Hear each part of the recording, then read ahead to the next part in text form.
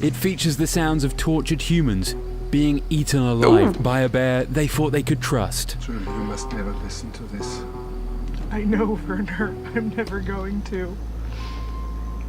And you must never look at the photos that I've seen at the coroner's office. I will never look at them. Yeah. Lesson to be learned here. Don't try to befriend wild animals. Yeah, I think I've either heard or seen bits of this before, and that's absolutely nuts. People getting mauled by an enormous bear. And they got it all on camera somehow. Or, I mean, not all of it, but I mean, they definitely recorded bits and pieces. It's all there. Because they were just like hanging out with this bear in the wilderness for ages, and then one day, changed.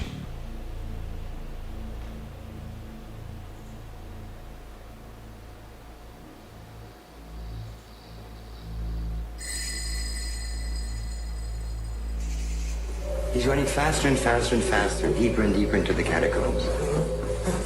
And all of a sudden...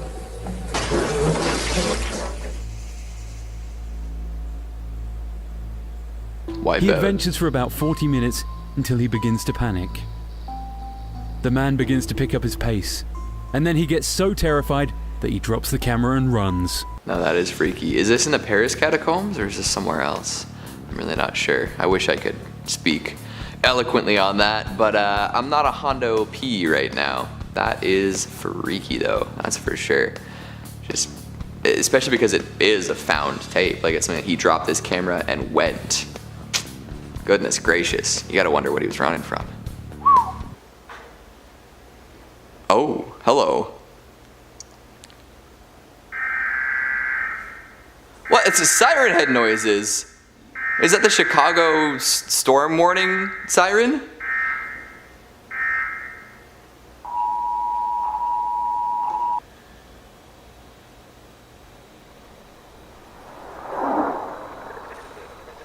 Oh, hello.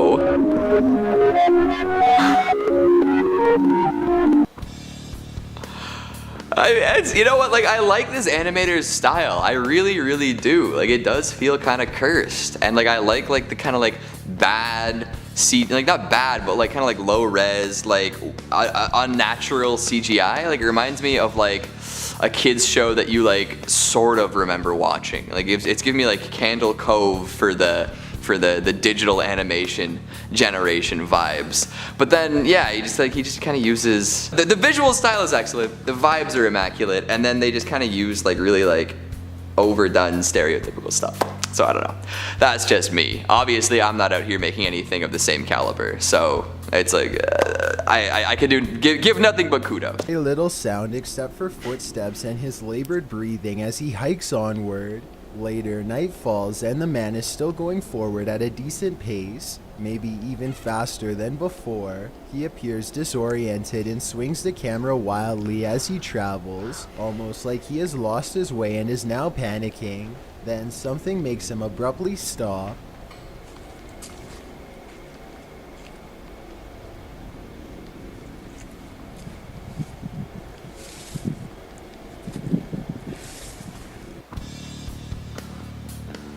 This gives me like anglerfish vibes. Like this man is lost in the deep dark woods and then he sees this glowing object. He's hypnotized by it. He's looking at it and it starts moving. Whoosh, whoosh. It even looks like it's moving like on like a string or like a pole or something. Like somebody's like puppeting it from afar. That's freaky. I mean, could you like, I think that's a cool idea actually. The forest anglerfish. Oh yeah, that's a good image. It doesn't have to be a fish. It could be like a big bear, or like maybe like some sort of like demonic apparition. But there's something in those woods that's luring lost hikers away with a glowing mechanism. And that's sick as hell, dude. For the goddess. Are you the goddess? Who is the goddess? The goddess is the woman, is a woman, is any woman, is all women. A figure that is slim, excellent legs. I feel like this was like a funny meme back in the day. Like I feel like I saw this on YouTube when YouTube was first starting out. Like this is like real like video dating tapes. And boy, the first guy obviously like he's on one. He is a spiritual lad and he believes in you know, the divine feminine. Second guy, He's just standing there. I feel like I've got the mustache now too, which is probably not boding well for me. But the second guy's like, yes, dreaming up my dream woman, like licking his lips and salivating. My God. Along with these video diaries, he also kept a written diary, which grew to be 808 pages in length. 808. All diary entries referenced how depressed he was with his life, and how he saw himself as a failure who couldn't get a girlfriend. In his final moments, he appeared on screen with red and green paint on his face, and Bjork songs playing in the background. Horrifyingly, he shoots himself with a and is on camera. Oh, the poor lad. Just didn't have the support he needed. My goodness. Yeah, it's just like I feel like we collectively fail a lot of people like this because like they feel like they have nowhere to go, you know? And obviously like there was something wrong from the start. It's just sad, you know? I'm sure that there's a lot of like stuff that he did that's inexcusable, but it's like, how does a person get to that point, right? What pressures are put on them to put them in that situation? Where have you been all these years? You say, all right, I guess, but I still don't know who you are. He says, that's what long lost means. The girl at the counter asks him to stop drawing on the tables in ketchup. You want to go home. In the car, he asks if he can put some music on. You say yes. You are too exhausted to care.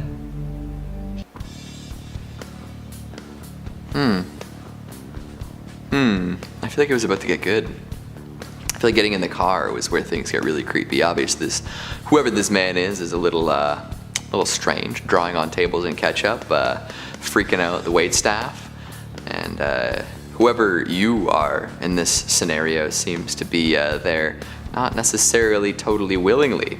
Done for me, my. You have done me well.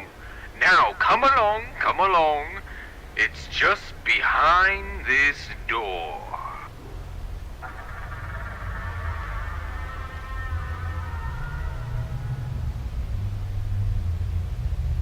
I really do hope you enjoy it.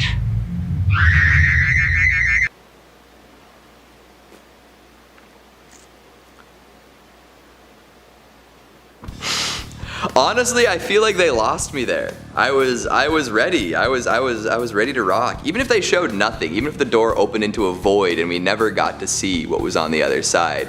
But the scream and then like the weird knockoff FNAF thing that wasn't even like a proper jump scare. It was like a glitchy like reverse scare. I don't know. They lost me somewhere in there.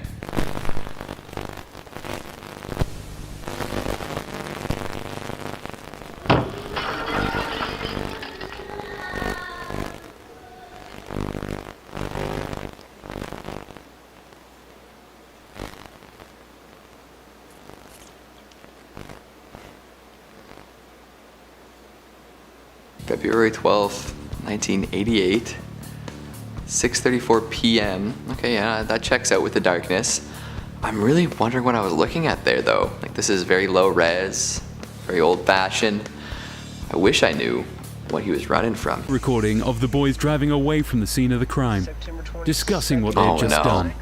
We know there's lots of doors. There's lots of places to hide. I locked the back doors. That's all I want. Now we just gotta wait. I just feel gassy. We just left her house. This is not a fucking joke. I'm shaking. I slapped her in the throat and I saw her lifeless body just disappear. Dude, I'm just Cassie. Nah, that's just like, it's just wrong, man. Just to hear that, see that happen, see the premeditated aspects of that, and then the results. It's just sad. It's freaky, man. People are nuts. People are wild. Oy, oy, oy, oy, oy, oy, oy. Aim is to protect them. However, these cameras have also given us footage that would make us question what else is out there aside from creatures that we already know exist. This shocking trail cam footage shows us a large, hairy, ape-like creature brushing up against the camera. It then proceeded to rip the camera off of its mount and bury it under leaves. This strange animal, and of course its baffling behavior, made people think that this is no ordinary creature, but one who exhibits extraordinary intelligence. people immediately point to Bigfoot as the culprit because really, who wouldn't? Yeah, really, like who wouldn't? I mean, as soon as you mention big, hairy creature, I either think of like, I don't know, a big, hairy person, or just, you know, Bigfoot. The first choice is always Bigfoot. You know what I mean? Like, as soon as, like, found footage is happening, it's like, it's Bigfoot. Driving through a cemetery in Akron, Ohio.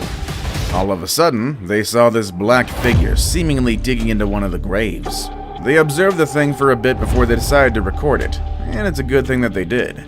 No one seems to know what this creature captured on the video is. Since it was first uploaded to a channel dedicated to Sasquatches, word spread that it was a juvenile Sasquatch digging for food.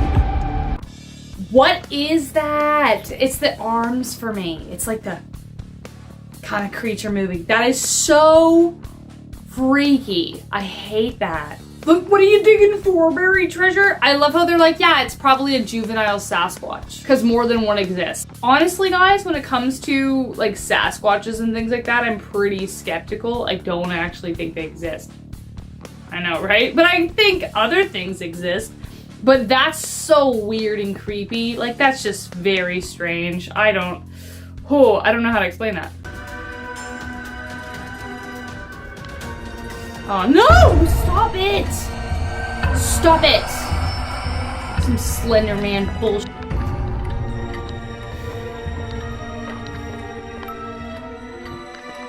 Yes, get out of the building. Get out of the building. Get out of the building. Boo-doo, boo-doo. Get out of the building. Boo-doo-doo, doo-doo. See something scary? Get the f*** out of the building. Boo-doo, boo-doo, boo. Next time on Central Dark, the musical tunings of Rachel Fisher. Very miss. No. Is that a rabbi? Stop! I can't see. Are you running towards it or what? That's the stupidest freaking video ever. That doesn't look like a Sasquatch or anything. That looks super, super strange, but I don't know. I first thought it was like a rabbi or like somebody who, you know, practices the Orthodox faith, because they usually wear kind of like black robes, which is cool. I'm looking at it right now, just Googled it. Kind of looks like that. So I don't know why you'd be so scared. Just be like, hey, and walk away. And then the shaky cam, it's like he's literally freaking out.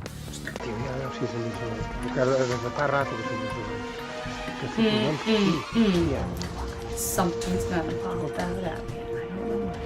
I don't know. Stop it. What? No!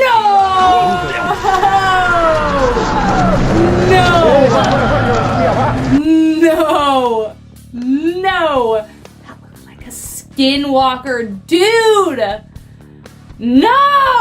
Oh my god, that's terrifying. And we knew it was gonna happen. It's like, it's the look, you know? Jeez, terrifying.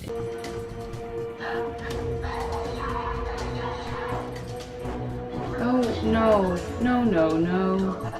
No, no, no. They're gonna come up right at the camera right now. They are, aren't they? The screaming. I don't like the screaming. I don't like the screaming at all. Ugh, they're gonna come up right at the camera. I just know it. Oh, God. Oh, they didn't. Okay, thank goodness. But still terrifying. I don't know where this is. I don't know what it's for. It kind of looks like a mental institution, which if it is, that's very sad, because those people are either really, really, really, really sick, or very often, lore-wise, they're possessed by something awful and demonic. It always breaks my heart a little bit, because I just, you do know most of the time, but still terrifying.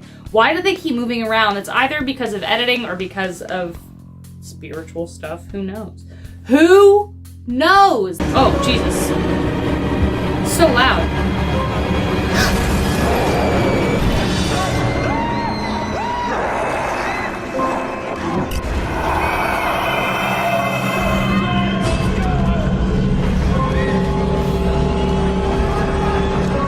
That's literally a guy from Letterkenny. Just going out for a dart, bud. Just some hockey boys going into a haunted house to see if they can scare themselves. Here we go.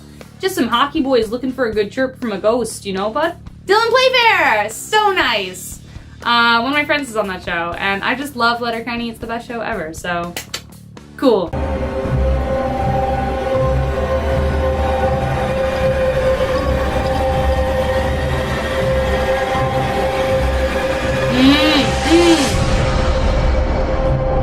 What? No.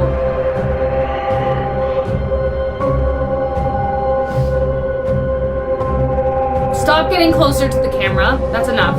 That's enough. Enough of that. Enough of it. Enough of it. Enough. I hate it. Basically, that guy just got out and was like, I'm gonna put on this mask and spaz out. It's ridiculousness. I mean, you've got a camera, you've got a creepy mask, you might as well do that, you know what I mean? Pull the prank. Be a goon. I support you 110%, and you just might end up on Central Dark, so we'll see. Is it just me, or am I getting a thicker scan? We don't know. No, I'm not.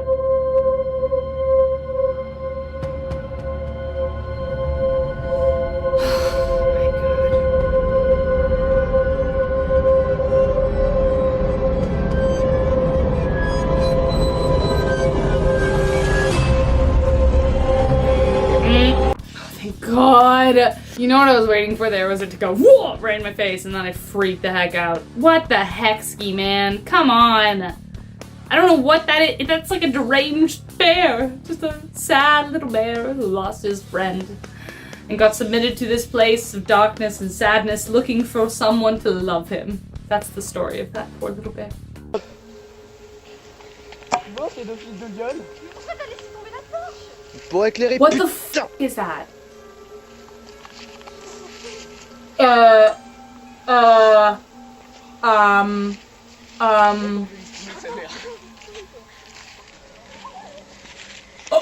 don't get closer, Satan. You are literally about to cause a forest fire.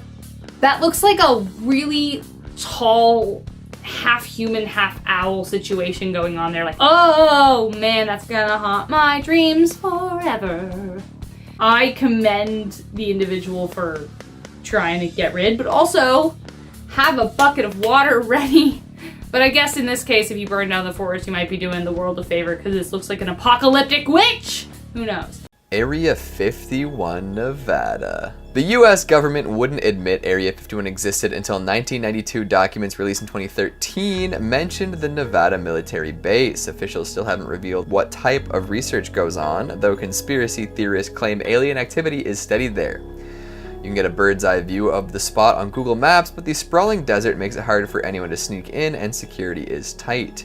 Even visitors with security clearances reach Area 51 on private planes that keep the windows down until landing. This is only one of many ways that Area 51 stays so secretive. Yeah, like what is it? Area 51, aliens. I'm very curious because I know that like all sorts of movies like have made allusions to it. People have made jokes about it. They're saying aliens are there. Aliens are a big topic recently. You gotta wonder what's going on, right? I personally love Area 51. It's a great color for a Ford, you know? Look it up. It's like a nice like gray blue. It's beautiful. Anybody want to contribute to my new Ford Maverick, Get Keegan a Ford Maverick fund? Let me know.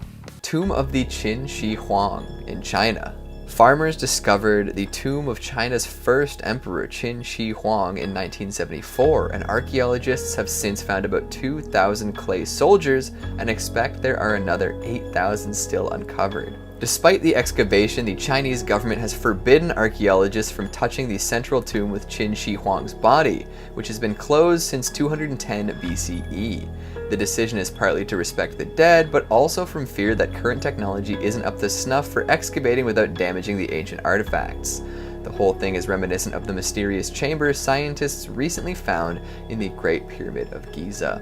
Yeah, that is a lot of clay warriors to be guarding your tomb, right? And the fact that they've lasted so long and they're just like, they're so numerous. There was no mass production technology back then. These had to be made by hand, most likely.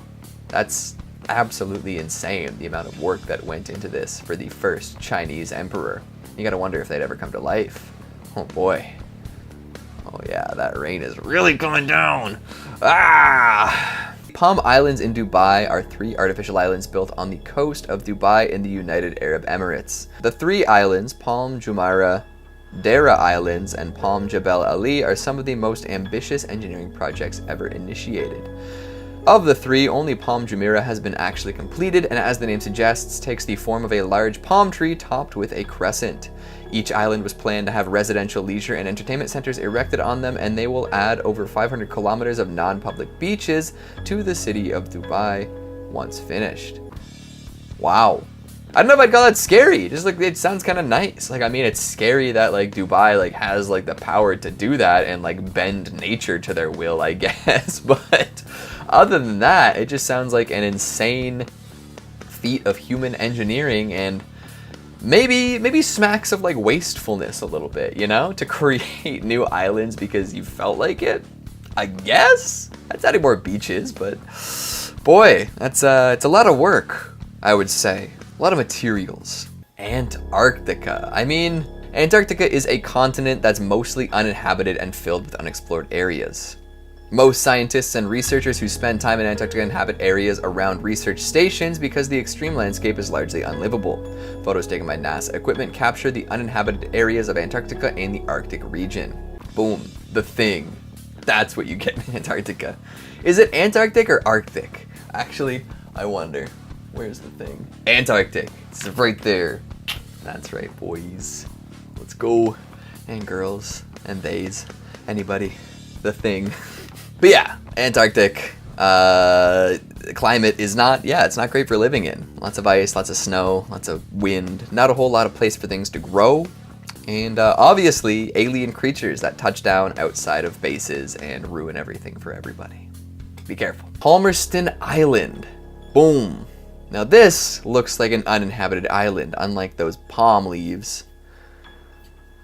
Palmerston Island, described by the BBC as one of the most isolated island communities in the world, is visited by a supply ship twice a year. It's part of the island group known as the Cook Islands, which are connected by a coral reef. Due to its hard-to-access location, it requires a plane trip to Tahiti, then a boat from Tahiti to the island. Palmerston is rarely visited by outsiders and is the only island in the group that is known to be inhabited. The Cook Islands are also connected by a coral reef that is difficult for many boats to see, which has made for shipwrecks over the years, according to the BBC. Yeah, that would be freaky to be a resident there once you were exposed to the outside world. Do people choose to go there? Like they say, hey, I want to be disconnected from all this nonsense, and they show up there, or are they born there and that's just where they are? They're visited a couple times a year by the outsiders to be like, hey, what's up? How you doing? Okay, see you later. I don't know. Either way, like I feel like things go very, very well or very, very poorly. Because when you're so isolated, like if something goes wrong, what do? Right?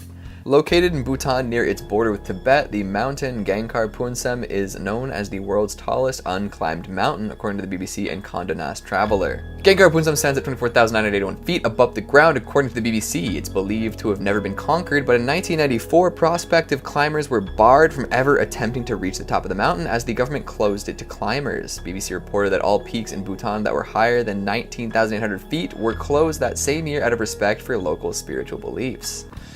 Fair enough. You know, if people are being prevented from climbing it, it's going to be a while till somebody actually climbs it. I'm sure someday, in the distant future, those regulations will relax, but until then, we can dream about it. I thought it was going to be one of those ones where it's like people were trying to climb it and just like dying. Like there was like a Yeti, an abominable snowman up there. There was some sort of evil force, like SCP style corpse mountain just waiting to consume people. But no, they're just like, hey, we're going to shut this down for a bit. Sorry, folks.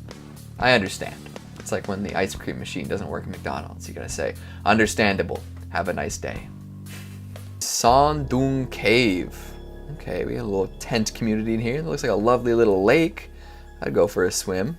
Son Doong Cave in Vietnam's Nha Bang National Park dates back to prehistoric times and was only rediscovered in 2008. According to CNN Travel, the cave was first discovered in 1990, but its original location was lost and not found again until 2008 by 2 researchers from the British Caving Research Association.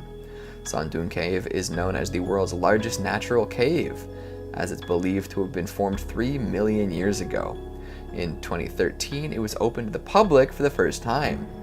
Yeah, no, that's an enormous cave. I would love to just like imagine the immensity of it. Like you can see it in a picture and be like, yes, that is big, but like imagine standing down beside one of those tents and looking up at this enormous naturally formed cave above you. I've only been to like caves in Peterborough, you know, like or near Peterborough, whatever they're called, and those are like little like, you know, you can walk through them, you can spelunk a little bit, but you're always like close quarters in there. This is like you could fit like a city in here. You have a cave city protected against like dragons in ancient times. Holy moly. Surtsey. Surtsey, a volcanic island off Iceland, has only ever been open to researchers. The island of Surtsey, located off the southern coast of Iceland, was formed from volcanic eruptions that occurred between 1963 and 1967, according to UNESCO. Surtsey has only ever been open to highly trained scientists, according to Atlas Obscura. UNESCO also described the island as being free from human interference. Right? I think they just don't want people there to interfere with the natural development of this island. I think the longer we keep human paws off of it, the better, right? Imagine just like this brand new island that hasn't even really had time to like have like a biome, you know, solidified upon it. There's no environmental niches or anything. Niches? Can't remember how my science teacher used to say it. But imagine if you would, they just opened it up to human interference, and then all of a sudden we've got like developers coming in and building freaking condos and hotels there. Despicable. That's classic human behavior right there. Let's let the island be, see what happens, see if any crazy development goes down without human interaction. I wonder if there's gonna be like some like new things evolving. Southern Namib. The southern Namib, part of the Namib Desert, is one of the driest places on Earth and is largely unexplored. Is that it? That feels kind of like a dry explanation of one of the driest places on Earth. But I suppose similar to Antarctica, you know, you wouldn't want to be hanging out there without a purpose. If you had like a research base, if you had somewhere to like stay and you know, do, but just to like hang out here, just to walk around, you die. You just turn into a freaking mummified corpse right away. Air would just suck all the moisture right out of you. Pitcairn Island. Oh, it looks nice. I want to go to Pitcairn Island. It requires a hefty 32-hour yacht ride to get to the remote island of Pitcairn from Auckland, New Zealand, and apparently no plane or helicopter has ever landed there. The island is known as a British Overseas Territory, and its government is situated in New Zealand. It's considered to be one of the least populated territories in the world, with about 50 residents in 2018. A photographer who has visited the island previously told Insider that when Pitcairn's inhabitants need medical attention, they must go to New Zealand or Fiji, and are sometimes unable to return to Pitcairn for weeks or even months. Yeah, that is isolated. Yeah, that's 32 hours and no planes, no nothing, no helicopter. That's wild. That's a lot to get onto that island. I bet you they feel so much cooler than the rest of the world. It's very exclusive, you know. It's their Pitcairn club. They do what they do and nobody else can. Hell yeah, Pitcairn. I bet you there's some creepy rituals that go on after dark. You know, everyone who lives there is like, all hail the god of Pitcairn. We must sacrifice an outsider. And then I get sacrificed because I'm the outsider. It makes sense. I get it. I understand. Belial. The classic. I mean, I always think about Belial from Basket Case when this is brought up. You know? Like, you can talk about the different personifications of Belial, but if you're not talking about a little muscular monster chopped off the body of another person and stuffed into a picnic basket with a lock on it and brought to New York to get revenge on a doctor, I don't want to hear it. But we'll talk about the actual Belial today too. This is a pretty cool picture. It looks like something out of World of Warcraft, if I'm being totally honest. The term Belial is a Hebrew adjective meaning worthless. In the Old Testament, the word appears 20 plus times. Interestingly enough, most of the instances don't refer to a specific being. So the verses aren't saying Satan alone is Belial. Belial appears to be a spirit or personification of evil through people. Among certain sections of Jewish people, Belial was considered the chief of all the devils. The war of the sons of light and the sons of darkness. In one of the Dead Sea Scrolls, Belial is the leader of the sons of darkness. But for corruption thou hast made Belial, an angel of hostility. All of his dominions are in darkness, and his purpose is to bring about wickedness and guilt.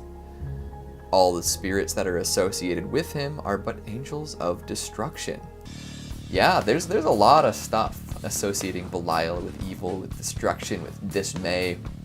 I believe he led a bunch of legions of evil angels against good angels in heaven at one point. There was a war between different angels in heaven, the fallen angels and the regular angels.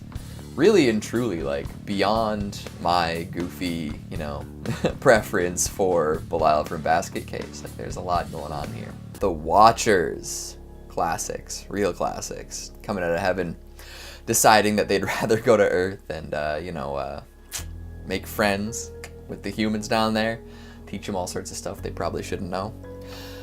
In the books of Enoch, the first book of Enoch devotes much of his attention to the fall of the Watchers. The second book of Enoch addresses the Watchers who are in fifth heaven, where the fall took place. The third book of Enoch gives attention to the unfallen Watchers. In the book of Enoch, the Watchers are angels dispatched to earth to watch over the humans. They soon begin to lust for human women, and at the prodding of their leader, Samyaza, defect en masse to illicitly instruct humanity and procreate among them. The offspring of these unions are the Nephilim, savage giants who pillage the earth and endanger humanity. Yeah, the Watchers are no joke. They gave up their heavenly posts to goof around on earth and gave birth to a new race of evil giants.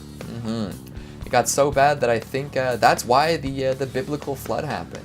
Tale of Noah's Ark. Noah was the only survivor, other than animals, because they had to get rid of all the Nephilim from Earth. My goodness. I know way more about angels than I probably need to know. The Seraphim.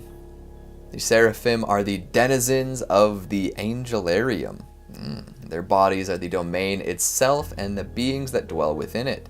Physical manifestation of concepts and ideas as they exist on Earth.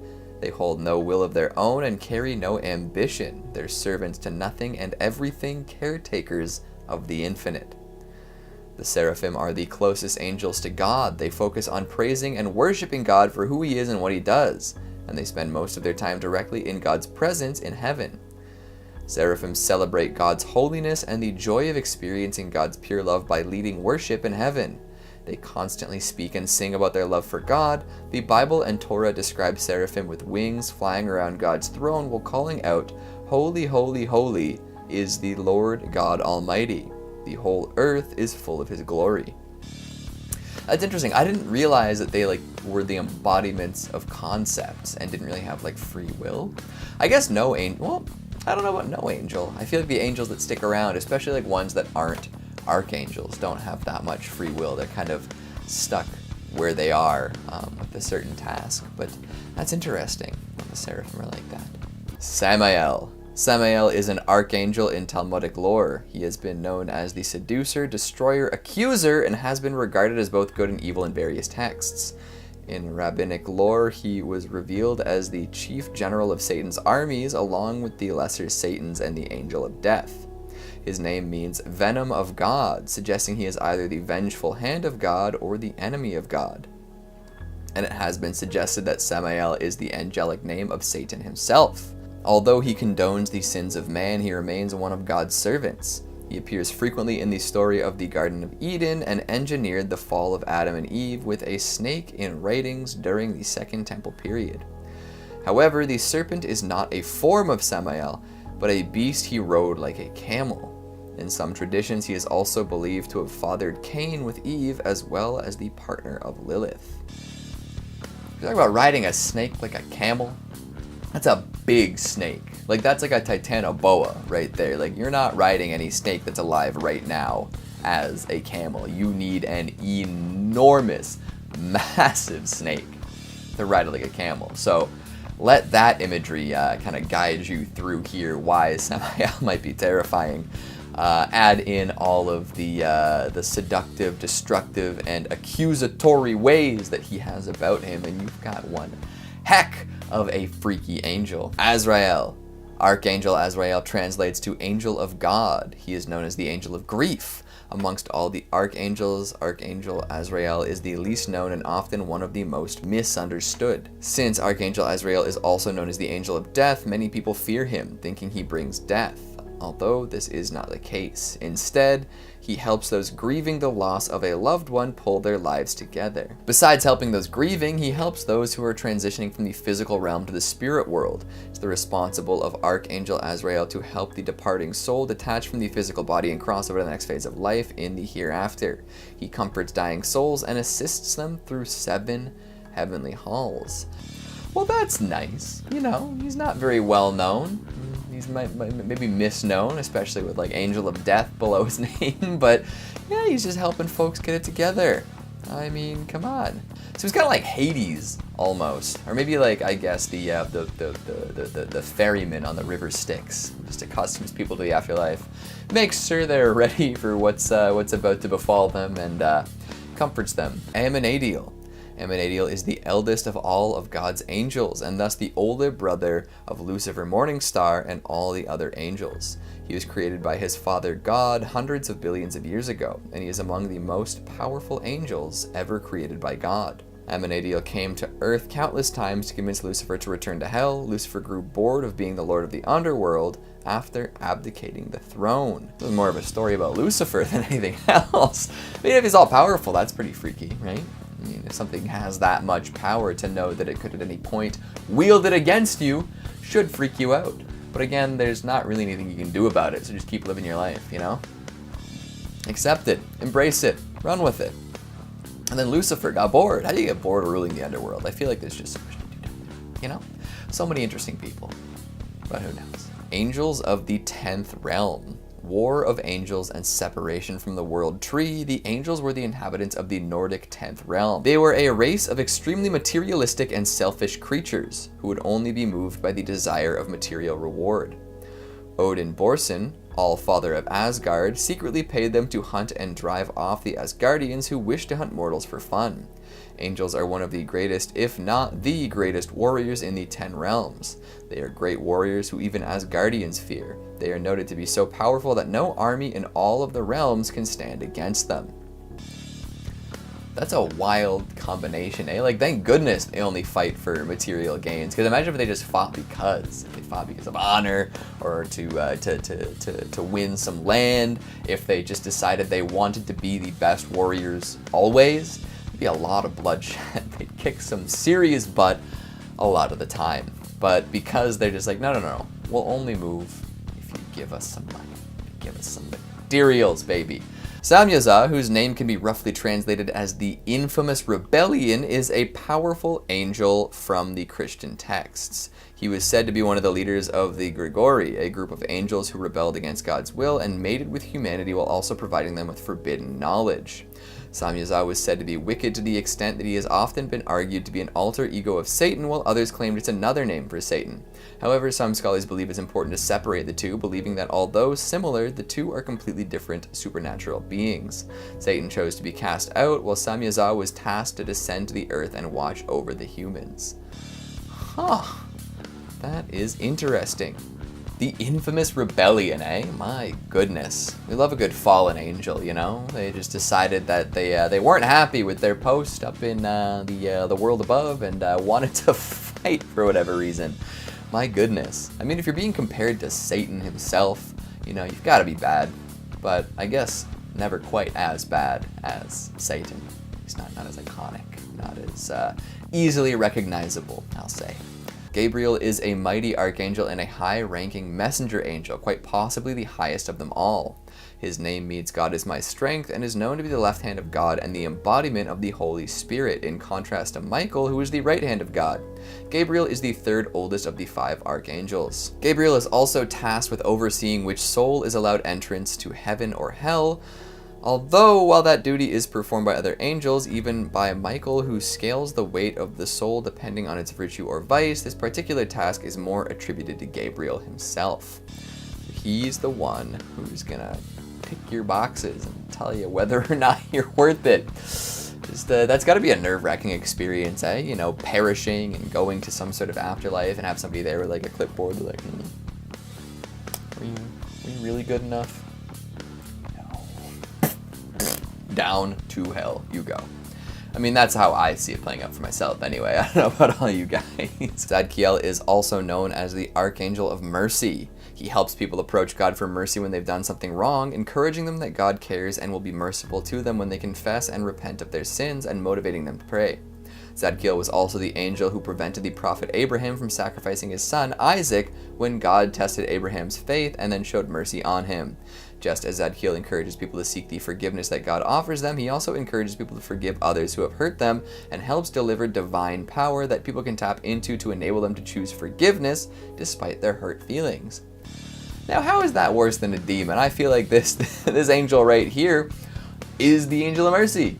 There's a lot of mercy, a lot of forgiveness, a lot of letting bygones be bygones, apologies, all healthy things, right? Things that folks need to do more often.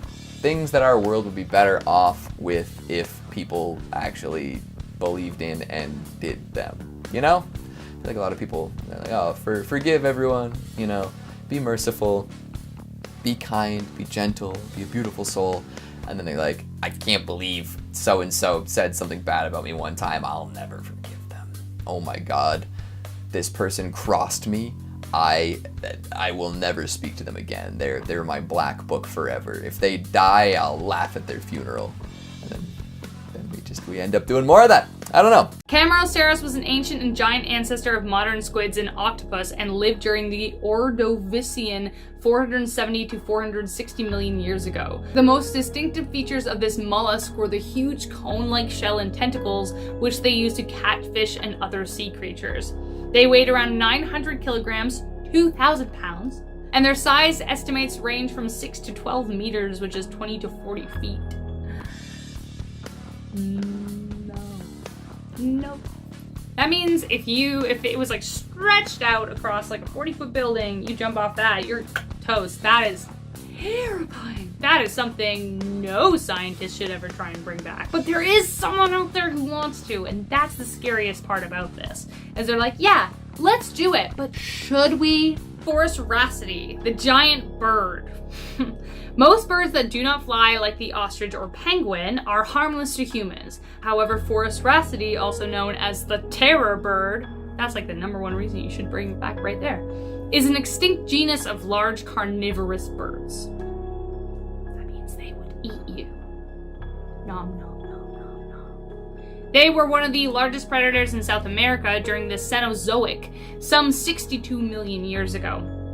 In addition to being the largest non-flying predator bird that has ever existed, up to 3 meters in height, which is 9.8 feet, and weighing up to 500 kilograms, which is 1,102 pounds. Their diet consisted of mammals and marsupials that are currently extinct. And they should stay that way. You know what I'm saying? Just don't do it. Just keep them dead. You know what I mean? Survival of the fittest. If they didn't make it this far like the alligators did, then they don't belong here. Titanoboa, the giant snake. Boa, Titan, giant snake. Currently, the largest snake on Earth is the green anaconda, which is the size of 6 to 9 meters, 20 to 30 feet, and 180 to 250 kilograms, which is about 400 to 550 pounds in weight. However, 58 million years ago, during the Paleocene, the extinct Titanoboa snakes roamed the Earth, being the largest and heaviest snakes ever discovered. Researchers estimate that the Titanoboa could have a total length of 12 meters, which is 40 feet, no! And weighed about 1.1 metric tons, which is about 2,425 pounds.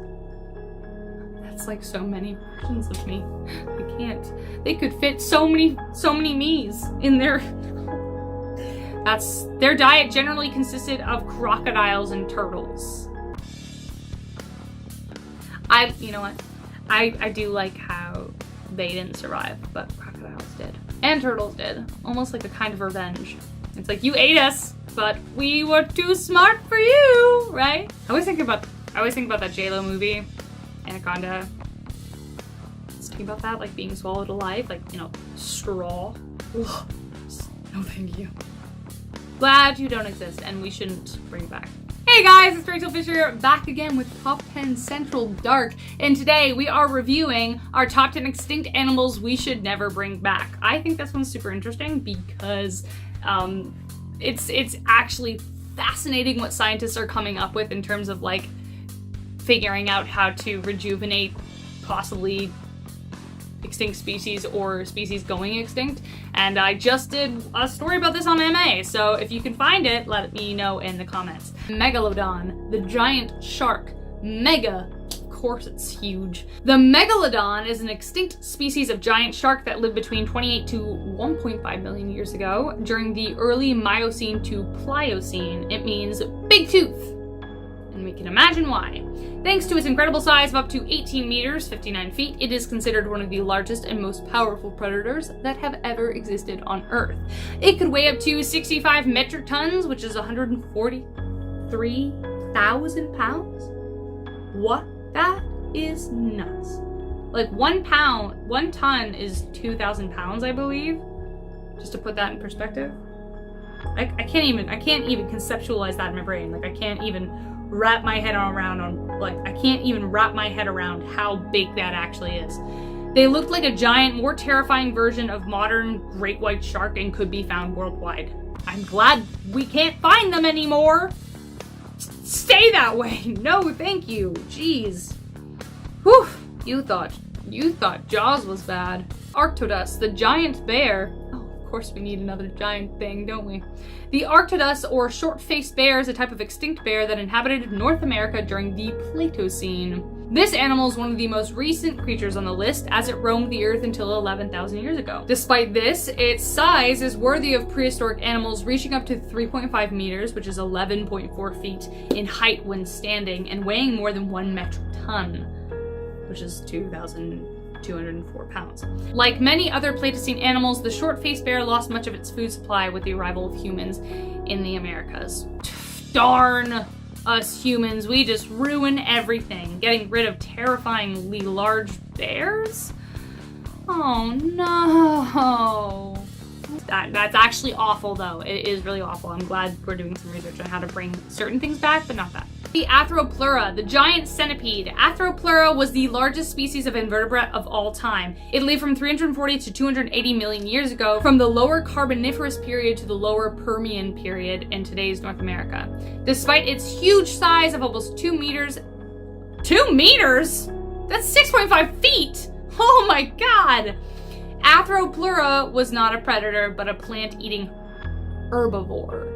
But that's still, like, you couldn't stomp that. I just watched Love and Monsters on Netflix, and that's what that's reminding me of, and I'm just like, no, thank you. I'm glad you don't exist. Say it with me, I'm glad you don't exist. The Dunkleostis, the giant fish. Okay. The Dunkleostis was a large carnivorous fish, of course it was, which lived about 380 to 360 million years ago, thank goodness, during the late Devonian period. It was an efficient and voracious predator thanks to its size that reached up to 10 meters, which is 37 feet. Oh, and a weight of almost 4 metric tons, which is about 8,000 pounds. Its head and chest were covered with articulated armored plates? Armored plates? Which made it a slow but very powerful swimmer. How did that die? Ooh, it's carnivorous though. You already have sharks. You have enough sharks in the ocean, okay? Wow, I just don't ever want to go back in time. I would last not even 2 seconds. It would be like, wow, it's so squashed by something, killed by something, eaten by something, sniffed by something. It would just be a mess. Deinonychus, the giant crocodile. Deinonychus is an extinct animal similar to modern alligators and crocodiles that lived between 80 to 73 million years ago during the Cretaceous period, measuring up to 12 meters, which is 40 feet, Jesus, in length and weighing up to 6.5 metric tons, which is 14,000 pounds. This giant crocodile had large, sharp teeth capable of killing and eating sea turtles, fish, and even large dinosaurs. When they say large dinosaurs, how large? Jeez, wait, did the big snake that we mentioned before eat them? I would pay money to see that go down. I just validated Jurassic Park. That's what I just did. I was like, I would pay money to see that happen, and then now I just made a scientist go, okay, cool, we're good to go, because I guess it all weighed on my word. How arrogant do I think I am? Meganeura, the giant dragonfly. Meganeura were huge dragonfly-like insects with wings that reached up to 66 centimeters, making them one of the largest flying predatory insects in the history of the world. They lived during the Carboniferous period, which is 300 million years ago, and their diet consisted mainly of other insects and small amphibians. I'm just saying. If we did bring this back, how cool would it be if this was like our flying steed? I'm just putting it out there, you know? Now I take back what I said about going back in time. I want to go back in time and be like a human living then with a flying steed. Andrewsarchus the giant wolves. Andrewsarchus lived during the Eocene epoch about 45 to 36 million years ago and was a giant carnivorous mammal reaching 1.8 meters, which is 6 feet, in height and 3.6 meters in length. That's impressive. According to paleontologists, this animal could have weighed up to 1.8 metric tons, being the largest predator among land mammals. So you know what I'm thinking though, right? Like, you know what I'm thinking. The OG direwolf, in fact. And we would only be so lucky if we could bring those back. And also, short little plug, Montana just made it a lot easier to kill wolves, and we just got them back. So that's a small plug for you guys to look into that and sign some petitions, because because it's awful. They worked so hard to bring that species back. I'm ready for the zoom in. It's the most satisfying part.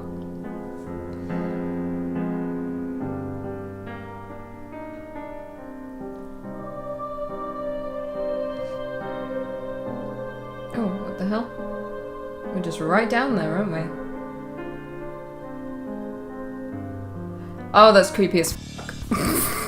Jesus Christ. I thought they were just gonna be like, look, this homeless person who is disadvantaged, and I was gonna be annoyed if that's what was happening. But that genuinely looks like a terrifying person hiding, like waiting for someone to walk by. I mean, it could be a homeless person, in which case it's not a laughing matter. But that was a scary image. Oh, there's no finger zooming in this time. Devastating. Where are we? What's that place? Coastal? Where are we? Is this like Sweden? Oh no! That's okay. That's alright. I don't need to see this. This feels like I'm not supposed to be looking. Are there dead people under there? Those bodies? Certainly looks like it. Do people go here? You can go? What are the sheets covering? It's not a mannequin. Dead body. That just doesn't seem right to me. That does not sit well with me. Is this it was a church? Is it closed off to the public? I need more. I need more information, because that made me feel very uncomfortable.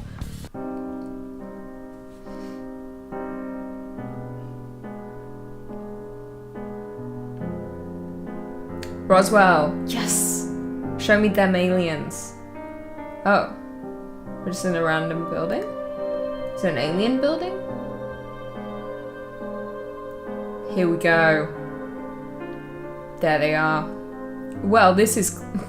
I mean, I can tell what this is. This looks to be like, it's a museum, is it not? Did it not say it was a museum when it zoomed right in? It looks like a museum, and obviously they've got to show off the aliens, because Roswell is, of course, infamous for the alien encounter that happened when? I'm not good with time. Everything blurs together. But didn't they come out recently? Like, I love that in 2020 we all just stopped caring about actual news because COVID was a thing. And whenever anything happened, it wasn't a big deal because we just stopped caring. Like, remember the monoliths? And we were like, seems fine. Like, we just don't care. And then NASA quite literally announced that, yes, there were real aliens. And we were like, okay. Like, no one cared. We just don't care. Nepal. Where are we going? Is this like a crater of a... Is this a crater? Oh, what's that? A monolith. She's talking about the monoliths. What is that? It looks legit like something was captured on Google Earth and the like government went in to the program and just like put a Gaussian blur over top and they were like, no one will notice. It looked like something purple and flowy.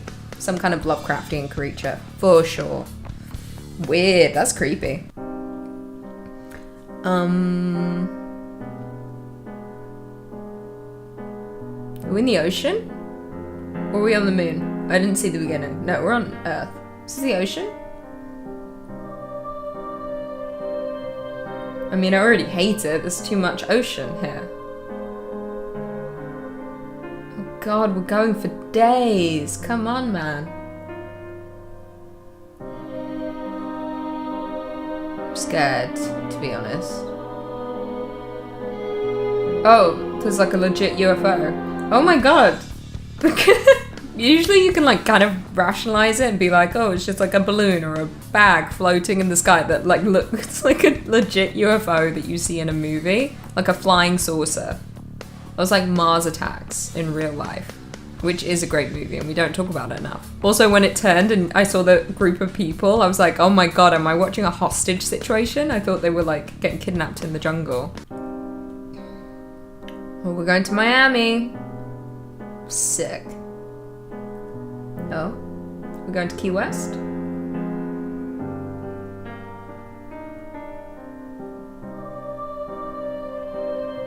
I just love the anticipation because it's all over the place to begin with. You never know where we're going. Oh no. F off. I already hate it. Oh, thought it was just going to be like a terrifying creature. What is this? Is this a submarine? Or is this like a lookout? Huh? What is that? I don't like it. Anything with the ocean just makes me feel uncomfortable and I don't like when I can't tell what something is. It looked like there was a window there, so like maybe people can go inside, but how'd you get in? Unless it's like at the top of the surface. Then what do you do? Just like chill, look out? I don't want to look out. Like at any point, I don't want to be submerged in water and looking out into that water. I don't want anything to do with what's in that water because it's scary.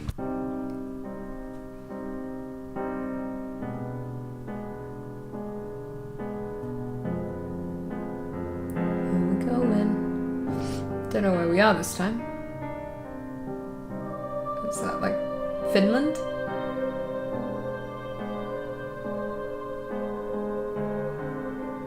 Oh my God.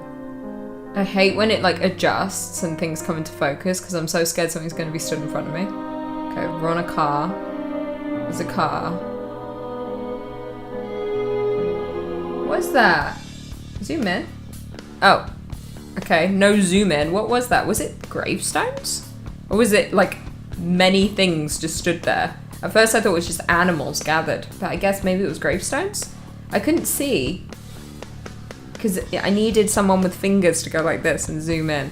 But was I right? Was it gravestones? Or was it something completely different and I was way off?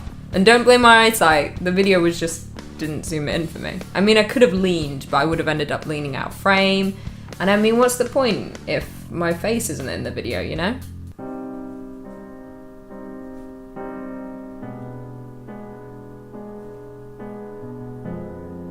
This is hell. Huh?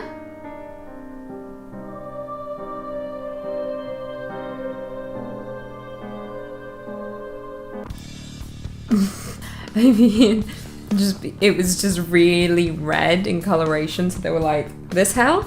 It kind of looked at the end like it was a prison, like Guantanamo Bay.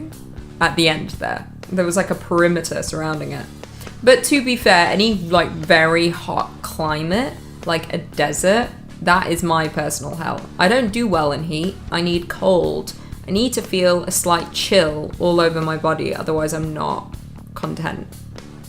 I'm barely ever content, to be honest. The winter is where I thrive. I want to be frozen. I love the zoom in on all of these videos, just the slow zoom in. What is this?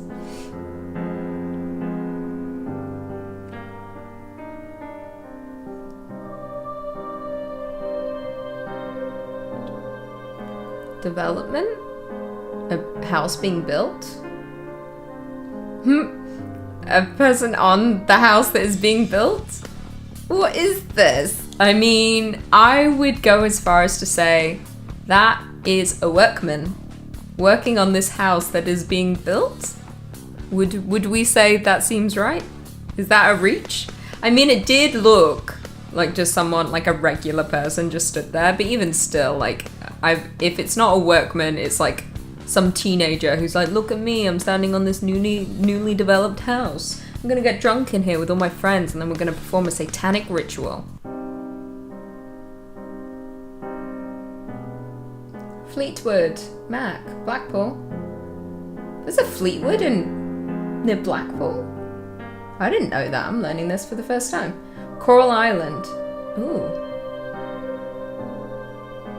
Okay, I mean, it's clearly just the roof of something. Maybe a bar? An entertainment? I mean, it's Blackpool. If this is Blackpool in the UK, then I'm just not actually surprised. Is it Blackpool, UK? I mean, there's Preston there. There's gotta be, yeah. But Fleetwood, there's a Fleetwood in the UK? To be fair, I've just kind of forgotten about England. Don't really care anymore.